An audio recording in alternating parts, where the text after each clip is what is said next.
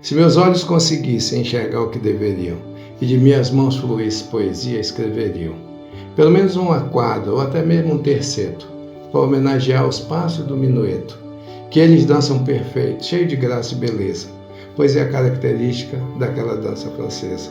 No meio da minha escola, carregando o pavilhão, voa a porta-bandeira deslizando pelo chão, e vai o meu mestre-sala circulando a protegê-la, feito um beija-flor, beijando a mais bela das estrelas.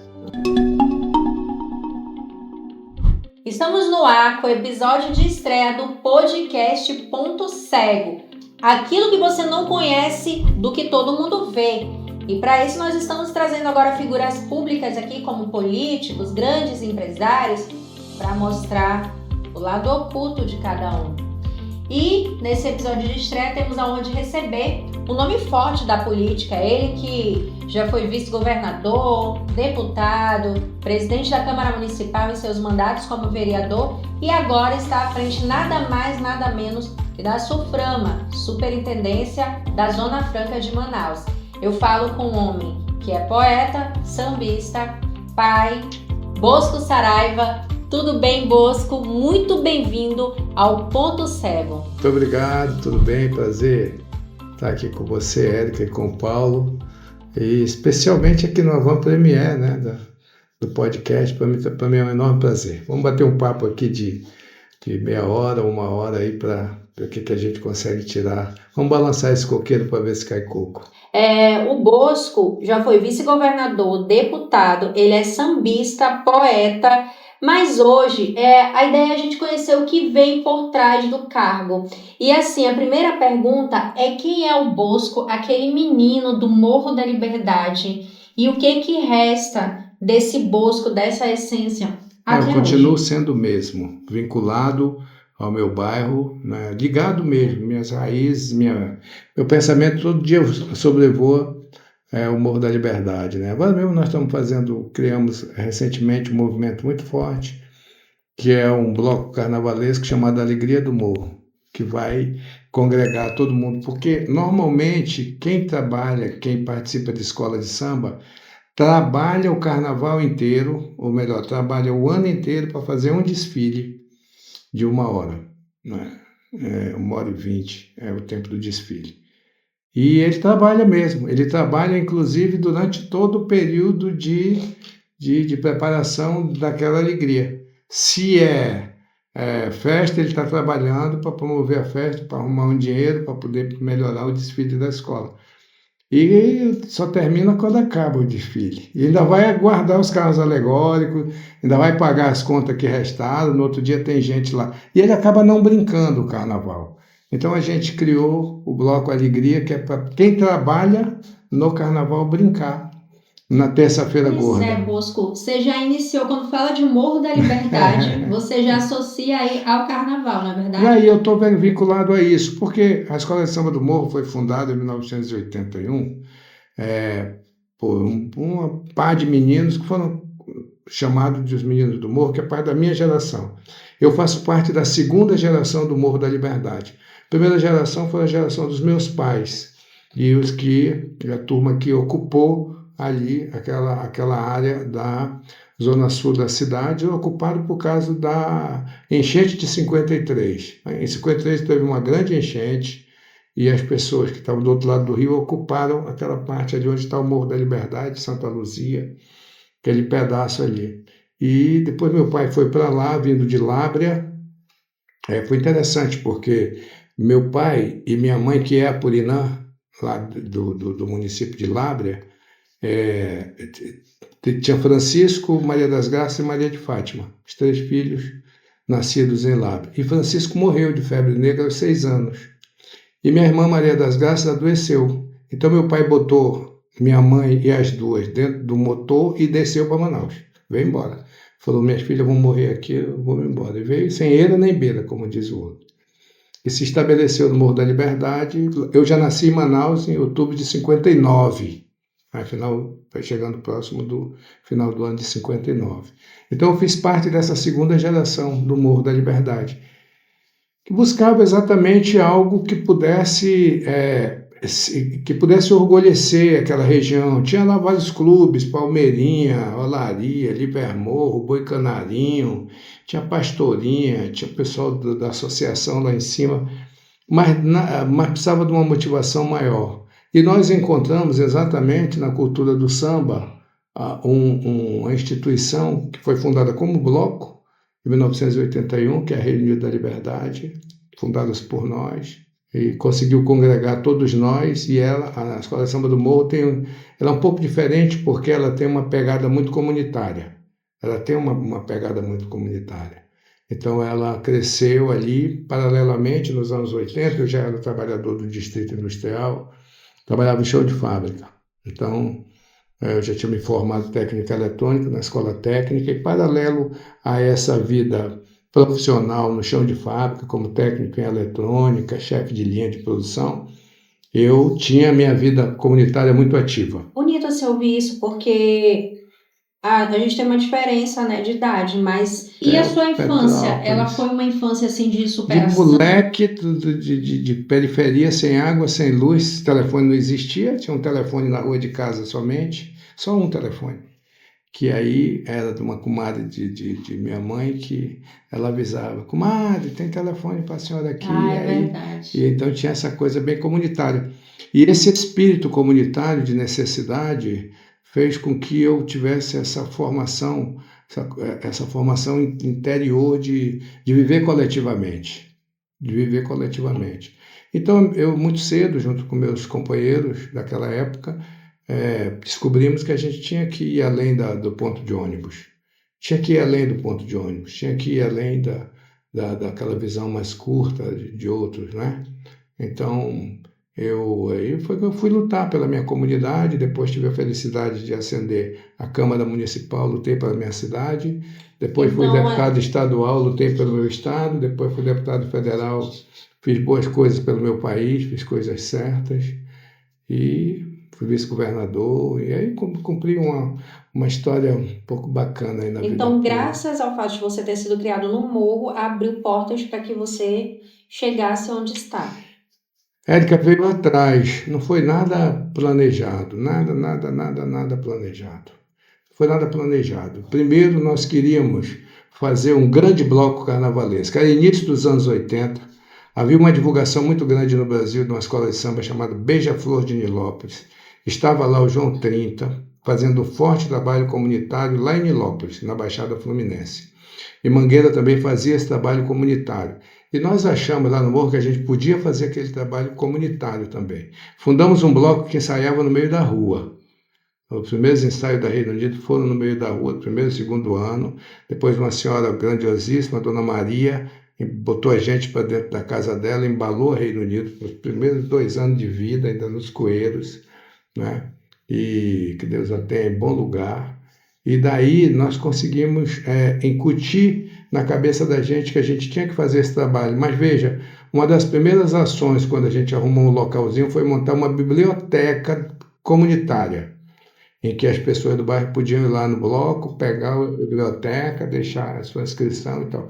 Então ela foi voltada com esse espírito mais comunitário do que sambista. E isso caminhou paralelo a isso. Tanto que a gente desenvolveu muita coisa, como aulas de música, poesia.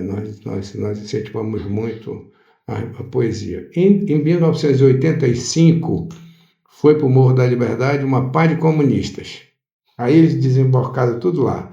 Era tempo de reabertura democrática, então desceu lá no Morro da Liberdade João Tomé, Celso Seixas, Machado, Aníbal Bessa, Guto Rodrigues, eita, aquele monte de comunista velho, tudo descendo lá no morro.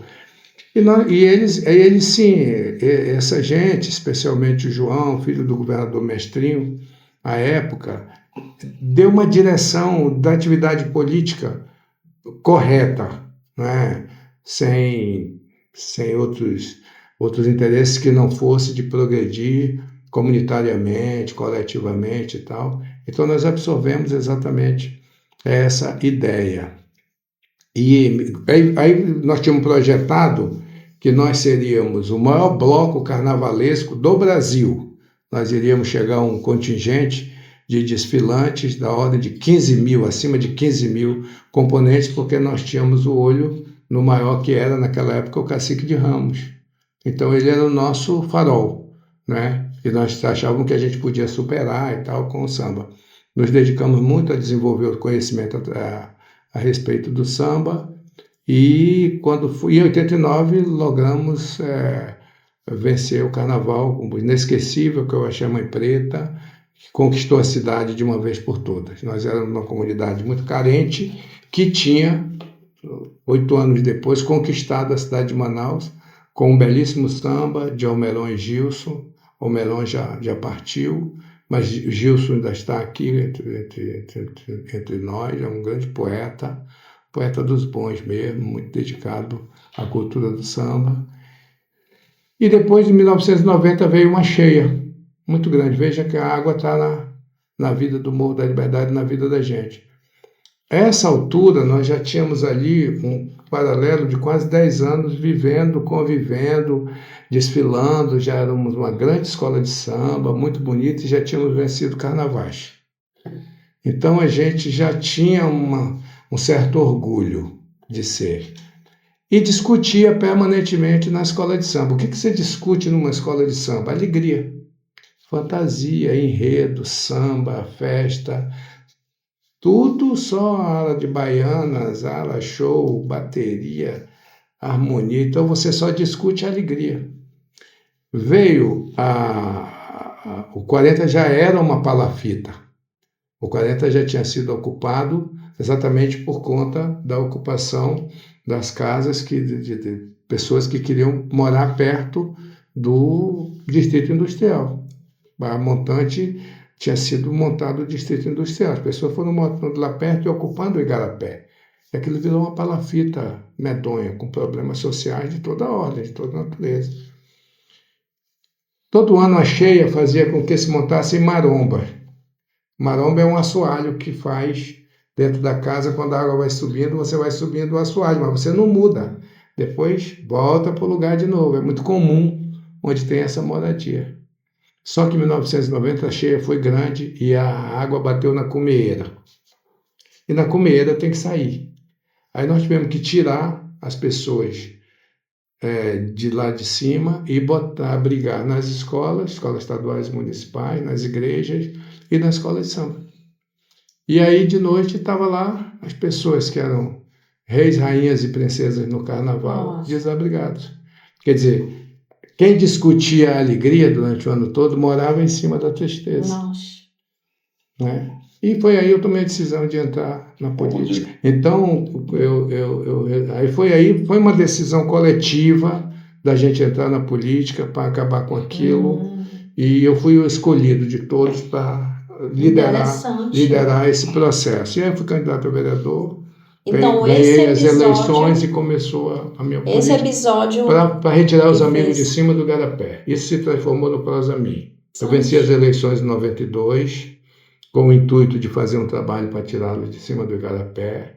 E só fui conseguir os recursos do Prosamin em 2003, 10 anos depois.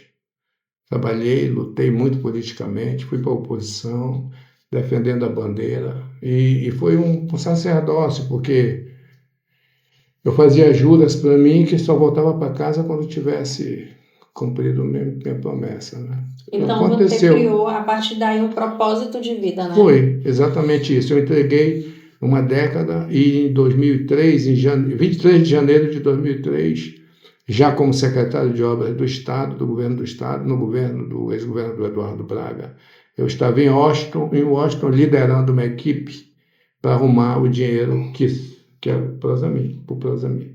E se tornou aí, nós conseguimos um aporte de 200 milhões de dólares. Né? Que história bonita. Junto ao BID, exatamente. Assim, Bosco, você é poeta e compositor? É uma forçação de barra, né? Tem uns sambinhas que eu faço de vez em quando. É coisa de lá do morro mesmo, de conseguir desenvolver. Os poemas eu consegui fazer desde pequeno, pequeno. Você consegue compartilhar algum poema culto com a gente?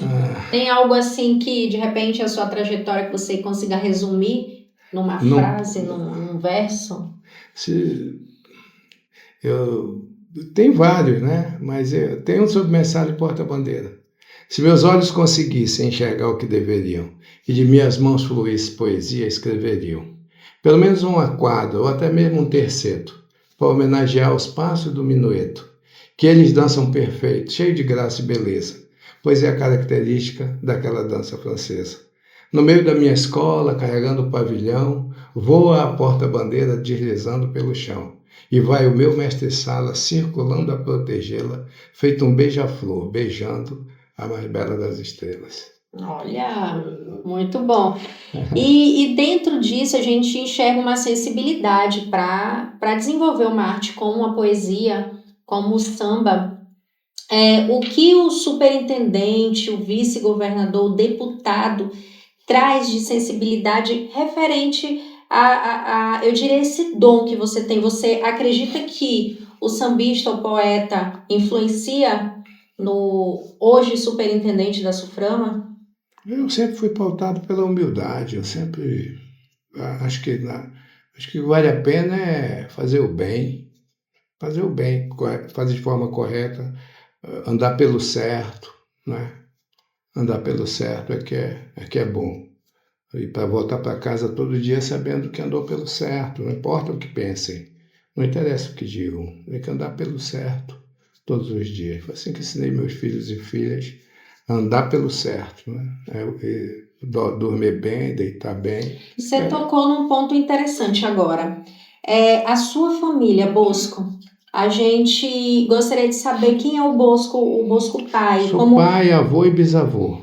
Como um pai de família. Sempre protegi minha família, minha esposa, meus filhos, minhas filhas, meus netos, meus bisnetos, fora da política, fora da vida pública, fora da exposição das redes sociais. Sim. Eu conheço o mundo da política profundamente, conheço o submundo da vida. Fui secretário de segurança, pude conviver com o submundo, né? Ando de carro blindado até hoje, né? Então, eu os protejo fortemente. Eu sou uma galinha choca. Dentro disso que você falou, é um assunto muito interessante na política, porque assim, a gente vê principalmente muita primeira-dama, não falando de fato de nenhuma específica, mas a gente vê muitas mulheres de políticos, deputados, senadores, governadores, principalmente prefeitos, essas que estão assim, mais em destaque, né, cargos mais majoritários, digamos assim, que é no caso de prefeitura e governo, mas também consigo ver mulheres de deputados atuando da mesma forma e que buscam protagonismo, expõem, né, a família, os filhos, etc e tal. Claro que cada um ali tem o seu marketing, o seu jeito de demonstrar amor e tudo, mas isso nunca acaba bem. É impressionante.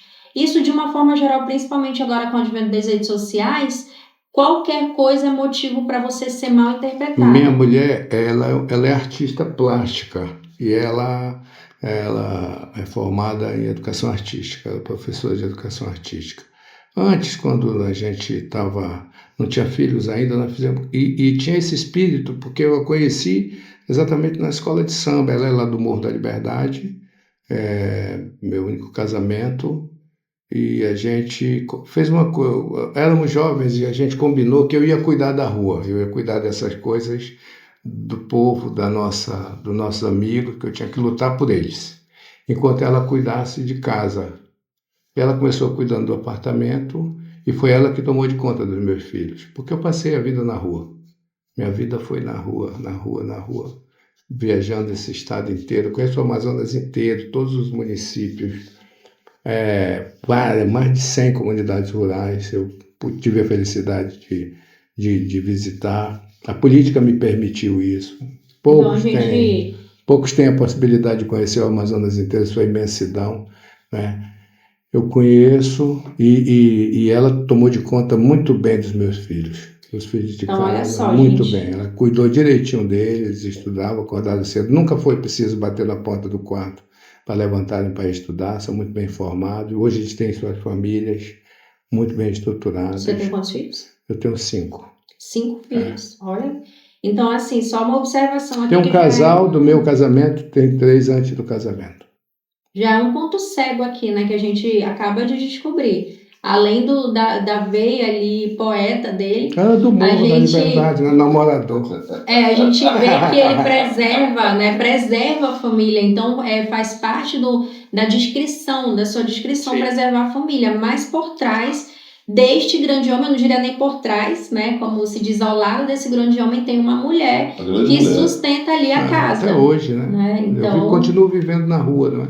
e é Sabe, algo que cedinho ninguém de vê. casa. É algo que ninguém É. tá vendo. É um ponto cego. Sou extremamente porque... antissocial. Minha vida são as bibliotecas que eu sempre tive e que tenho. Meus amigos vão hoje no escritório. Eu pouco vou ao samba, sabia? Muito raramente mesmo. Faz muitos anos que eu não vou ao samba. E continuo compondo com eles, mas eles vão ao meu encontro, né? E a gente faz um sambinha, grava e tal. Tudo não tem nada, nem tem valor musical nenhum, nem tem... os meus poemas não têm nenhum valor literário. Agora, todos os meus poemas foram fatos que se passaram, que aconteceram. Essa trajetória toda está registrada ali, né? Consegui viver, perdi muitos deles agora, na pandemia, meus amigos de infância. Me lembro de alguns todos os dias. Tive pessoas muito importantes na minha vida que já partiram e que eu me lembro deles. Todo dia eu rezo por eles e eles vivem em mim. Outra coisa, você já falou aqui, graças a Deus, você já falou que Deus o tem, você já falou que você reza, você é católico, então, né? Pelo termo reza, né? Não tá no script essa pergunta, mas eu vou fazer porque, como é um podcast humanizado, a gente desenvolve a pergunta dentro daquilo que a gente enxerga aqui. O que é Deus na sua vida? Deus é tudo, é existência. Você sem Deus é um coco. O homem sem Deus é um coco. Não existe. Seja qual for ali a religião é o farol do mundo. Toda religião é um farol. Cada uma delas é um farol. Seja qual for seu Deus, ele é único. Deus é um só. Porque ele está acima, ele é espiritual, ele está dentro de você. E quando você não tem, você é um coco numa ilha, sozinho, né? Você vê, o meu bairro eu aprendi tudo isso no Morro da Liberdade. Aquilo lá, Morro da Liberdade é um barato, sabia? Lá a primeira habitação de lá foi o terreiro de Santa Bárbara, fundado pelos maranhenses da linha branca, né? Do Maranhão, no tempo do Eduardo Ribeiro, com os maranhenses que vieram do Maranhão, os artífices que vieram para Manaus, para trabalhar aqui nas obras de estruturação da cidade. Então lá, no meu período de garoto, era Dona Zumira. E ela era ecumênica, ela pegava a gente pela orelha e fazia ficar de joelho lá no terreiro e rezar 12 Ave Maria, porque a gente saía lá para o quintal do batuque para balar passarinho e caía as balas em cima do barracão. E ela castigava a gente mandando rezar. Agora a gente vai voltar aqui ao passado do Bosco, porque ele fez parte de uma operação onde teve o indiciamento de algumas pessoas e ele fez parte disso. A gente está falando da Operação Albatroz, que teve uma grande repercussão na mídia. Bosco, a gente quer te ouvir. Em 2004 eu fui candidato a prefeito junto com a Amazonina, foi uma disputa majoritária, o jogo foi muito pesado. E aí indiciaram, durante o processo eleitoral, 42 pessoas acusadas de fazer remessa para fora do Brasil. Por isso que chamava Operação Albatroz.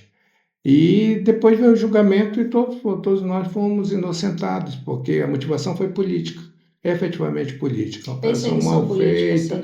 Durante o processo, era um período ali, 2004, em que toda semana, terça e quinta-feira, tinha um evento dessa natureza. E aí veio o processo eleitoral de 2004, Amazonino e eu éramos candidatos, e teve uma acusação dessa natureza de que nós faríamos parte de um grande grupo, de uma grande organização, que nunca existiu. Você já foi preso em algum momento, Bosco? Não, nunca fui preso. Eu fui detido no dia da eleição, por acusado de estar fazendo carreata. Mas fui lá na polícia, porque na época nem era crime, de voto. Não existia, né? Mas, enfim. E o que esses episódios polêmicos na sua carreira pública, a gente sabe que até ser esclarecido atrapalha, deixa ali provavelmente a pessoa preocupada. Quando você tem a inocência do seu lado, você vai e vem tranquilamente. Você estava tranquilo? Eu sempre tive da minha companheira a inocência. Eu sabia que era político, Eu sabia desde o começo que o jogo ia ser muito pesado, como foi. E aí a gente acabou perdendo a eleição. E no dia seguinte eu estava trabalhando, né? Fiquei sem mandato, fundei uma empresa da minha família. Não é um mal que não traga um bem, mas criei em 2005 uma empresa que é o que sustentou minha família até É hoje. essa pergunta que eu queria lhe fazer.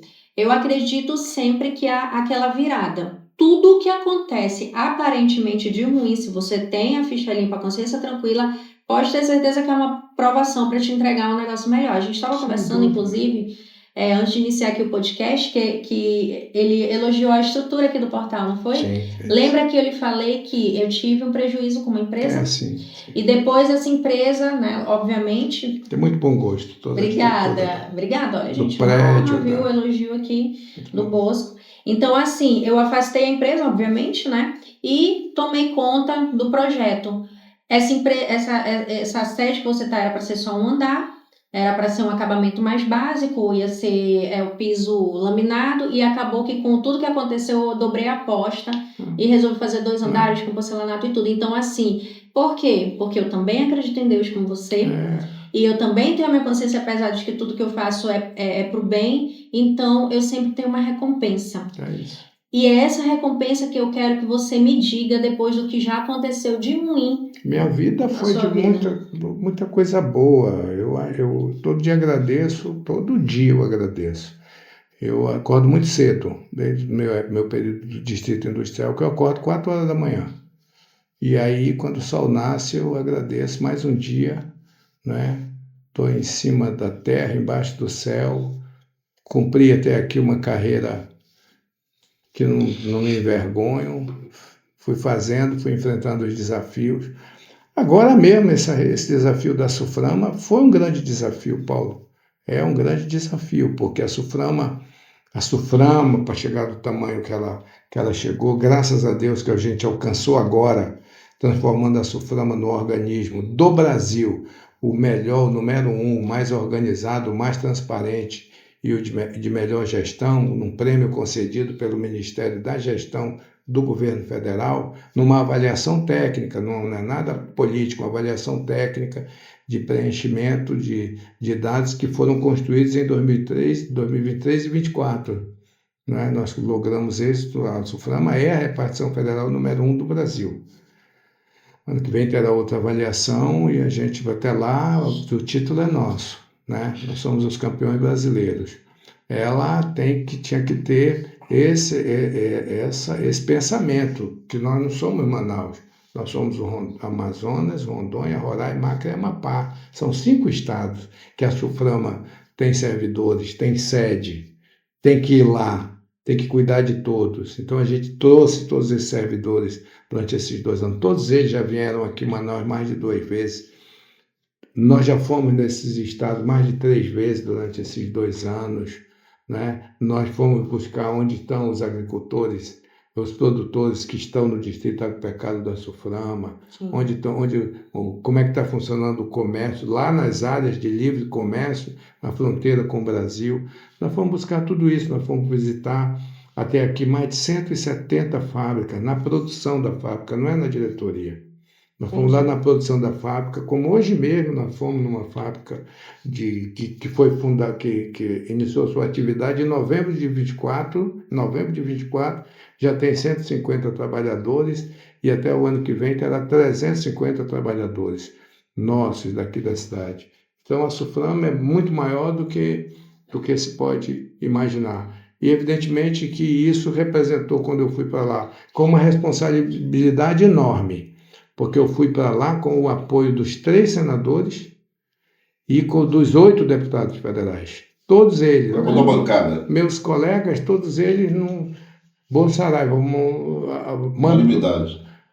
O Omar botou meu nome na mesa, eles assinaram todos, mandaram para o presidente e me avisaram depois, tá, para ti? Bom, agora esse homem tem um currículo extraordinário. A gente também falou sobre isso aqui no início da entrevista, em off, nos bastidores, que nós não iríamos puxar a sardinha para o lado dele, né? Mas eu citei um episódio de forma negativa, e como ele falou, inocentado, porque a gente realmente não tinha o que falar da parte negativa, embora eu esteja tentando buscar o ponto cego dele na parte negativa. Mas vamos entrar agora na parte profissional, no currículo de Bosco Saraiva, e para isso eu tenho aqui a participação do meu colega dono de portal, do portal Amazonas Pix, que é o Paulo Apurinã, e o Paulo quer fazer algumas perguntas e dialogar sobre essa parte da trajetória de Bosco Saraiva. Paulo, olha ali para quem está nos assistindo, né? E eu quero aí que você conduza essa parte política e profissional. Além de todos os cargos que o Bosco ocupou, que a Érica já explanou, tem o de secretário de segurança, né? Eu tenho o saudosismo, mas o saudosismo do bem, que é aquele saudosismo, né, de sonhar. Eu tinha, né, vou botar no passado, eu tinha, de ver a Sulframa forte, as indústrias fortes. Nós temos aqui, eu costumo dizer que é o maior polo industrial da América Latina, né? Sim. Que é o polo industrial de Manaus. E lá, voltando lá na década de 70 e ainda em 80, ali quando eu era garoto, Curumim, tinha o Secomis, tinha as representações em São Paulo, tinha o polo rural, né? Sim, sim. E tinha o polo industrial. E muito disso foi abandonado, e hoje nós vemos, né, a gente que faz matéria, acompanha os trabalhos, né, da Sulframa e do superintendente Bosco Saraiva, a missão em Xangai, né, a missão atrás da indústria de Xangai, que você vai discorrer já, o recorde de arrecadação, né, que no ano passado foi 204 bilhões de reais, e hoje, agora no primeiro semestre de junho, já se arrecadou 110 bilhões, né, e isso encanta os olhos. A reativação do polo rural, da Sulframa, a regularização das áreas ocupadas, sejam invadidas ou proprietários que já não são os primeiros, né? A questão também de chamar indústrias para cá, nacionais, né? Que a missão em Xangai é para trazer indústrias internacionais, né? Perfeito. E aí eu gostaria que o superintendente discorresse, né, tantos trabalhos, e como eu vi na tua entrevista lá com o Jota, né, com o Jota Augusto, Sim. lá no Marcos Pinheiro e outros jornalistas, né, que falou, hoje eu sou técnico, né, e de técnico para técnico, eu sou gestor público de formação acadêmica, né? Qual é a fórmula, Bosco, para a gente chegar em tantos resultados positivos na nossa querida Sulframa? Acho que é a velhice. A experiência. Quando a gente é velho, mais experiente, a gente vai pelo atalho, né? A gente sabe os caminhos, então a gente aproveita e vai pelo atalho. Aqui, falando na linguagem do caboclo, vai pelos furos, né? Exatamente. No rio, quando está cheio, vai pelo furo. Vai pelo furo. Pega o furo que tu já corta caminho. Eu acho que foi isso, né? Assim, eu fui diretor do Ipazéa, depois eu fui presidente da Urban, executivamente. Presidente da Urban, que era o órgão de planejamento municipal. Depois eu fui presidente da Câmara Municipal de Manaus, executivamente, 3 vezes presidente da Câmara. Eu fui secretário de obras do Estado, do governo do Estado, e fui secretário de segurança, fui vice-governador, né? Fui vereador 4 mandatos, fui deputado estadual 2 mandatos, fui um mandato de deputado federal. Estou agora na Sulframa. Então, acumulei uma certa experiência, porque eu sempre tive minhas contas aprovadas, e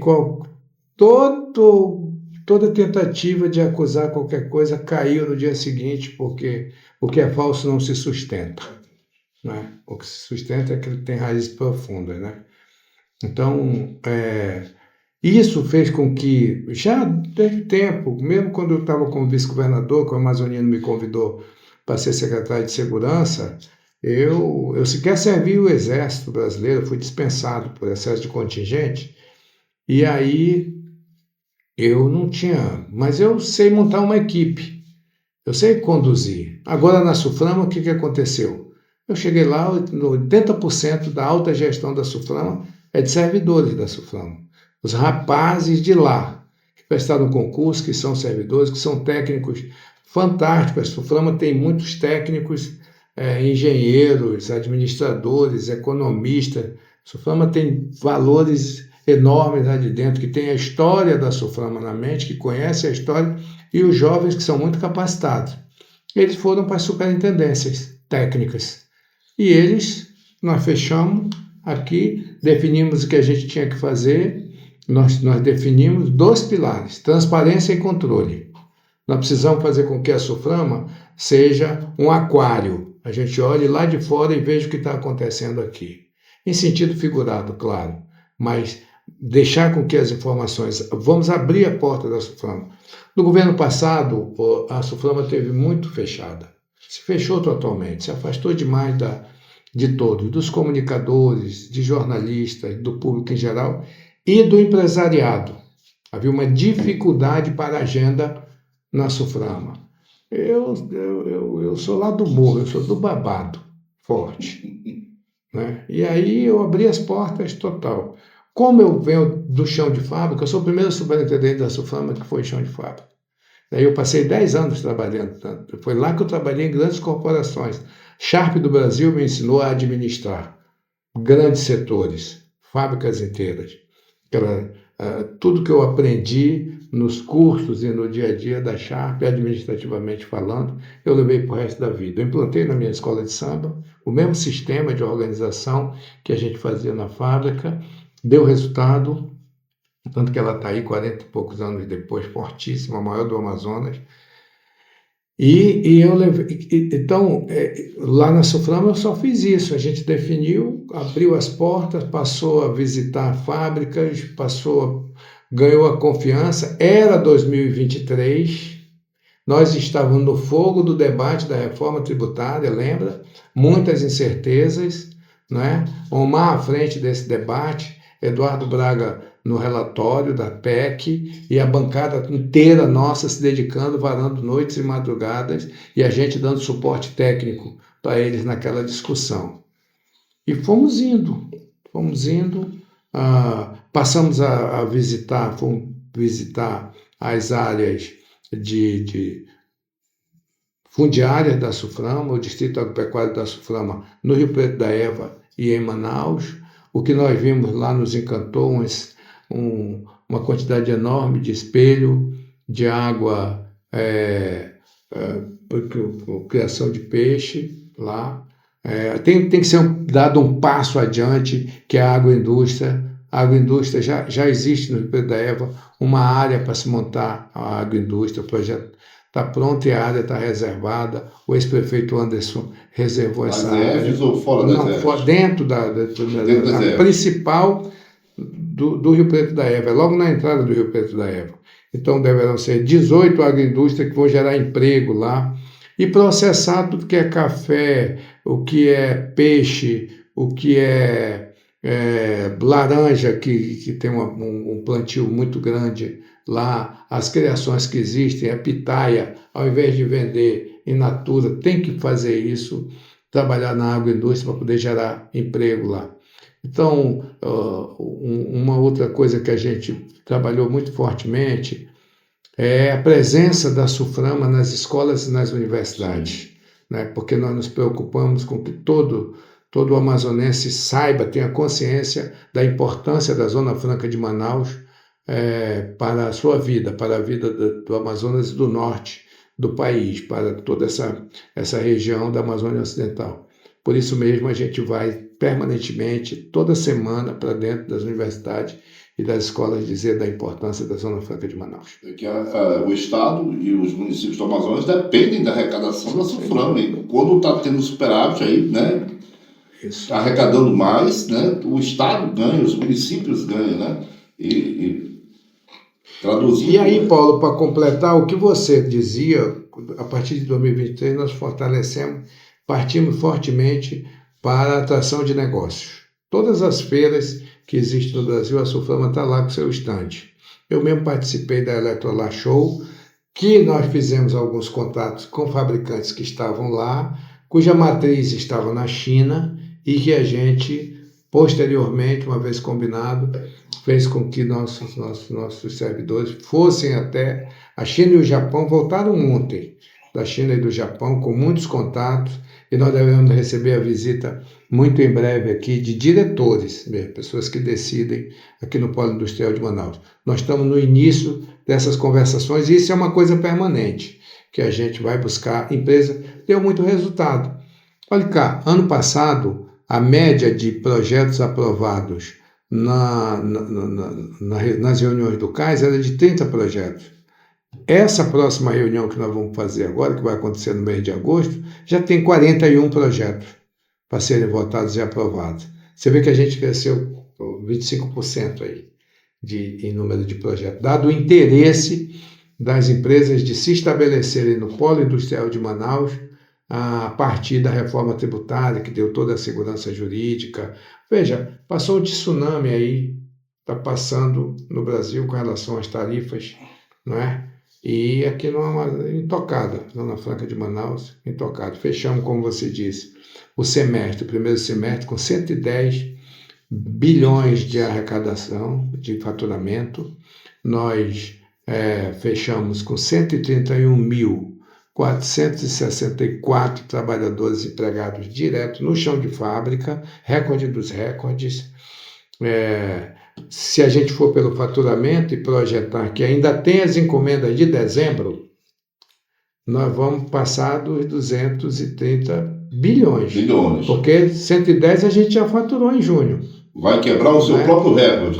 Não tenho nenhuma Deus dúvida. Quiser. Não tenho nenhuma dúvida. Se Deus quiser, como tu falasse, Bosco, é uma indicação política, mas você é um quadro técnico e deu valor à prata da casa, aos técnicos da Sulframa. Perfeitamente. O que está batendo, né, que muita gente acusava antigamente, que a Sulframa era um cabide de emprego, isso, aquilo, outro. Hoje não, hoje você vem com essa outra visão de dar valor aos técnicos da Sulframa, aos servidores públicos federais que ali estão, né, e estão fazendo uma mudança para melhor incrível.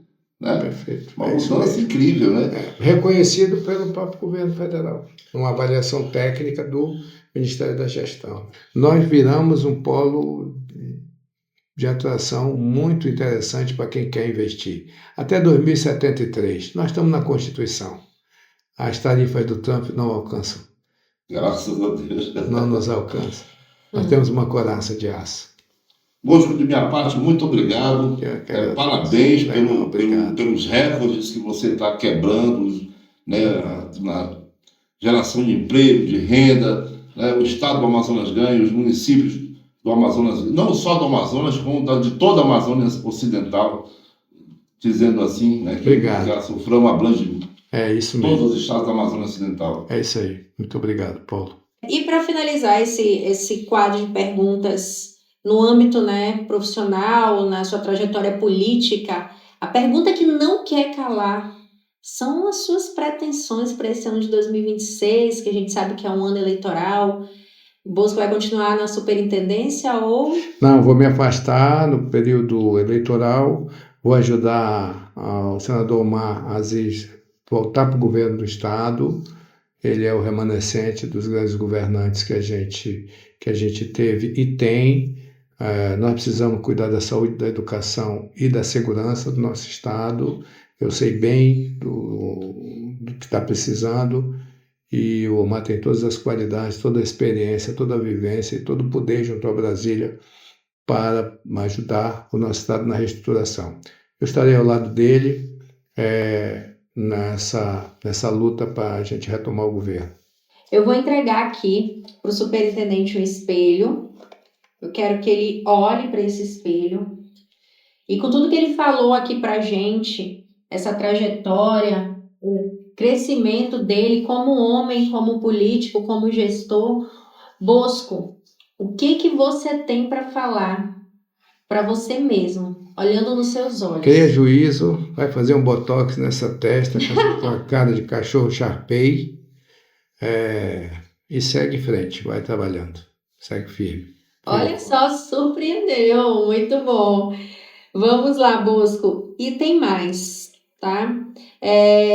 Aqui no nosso podcast a gente acredita que todo mundo tem realmente um lado que ninguém vê. Inclusive, falar que o que está precisando é um bom botox realmente é surpreendente. Mas qual é o seu ponto cego, Bosco? O que ninguém conhece de você? O meu coração. Meu coração é um pássaro que voa, espalhando o bem por onde passa. Muito bom. E, para finalizar, imagina que hoje é o seu último dia na gestão pública e você tem que finalizar com uma frase. Que frase você deixa pra gente? Acreditar no Amazonas, acreditar no futuro do Amazonas, investir nas nossas coisas e ter fé no nosso povo. Então é isso.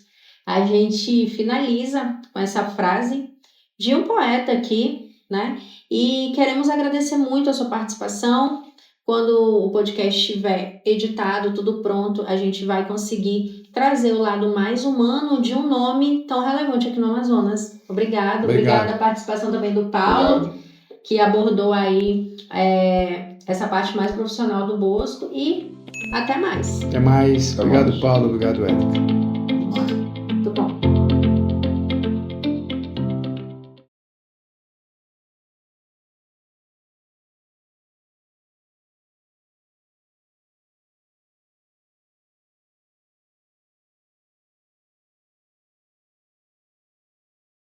Deus é tudo, é existência. Você sem Deus é um coco. O homem sem Deus é um coco. Não existe. Toda religião é um farol. Cada uma delas é um farol. Seja qual for seu Deus, ele é único. Deus é um só. Vai fazer um botox nessa testa com a cara de cachorro Sharpei e segue em frente. Vai trabalhando. Eu sou uma galinha choca. Ando de carro blindado até hoje. Conheço o submundo da vida. Fui secretário de segurança. Pude conviver com o submundo, né?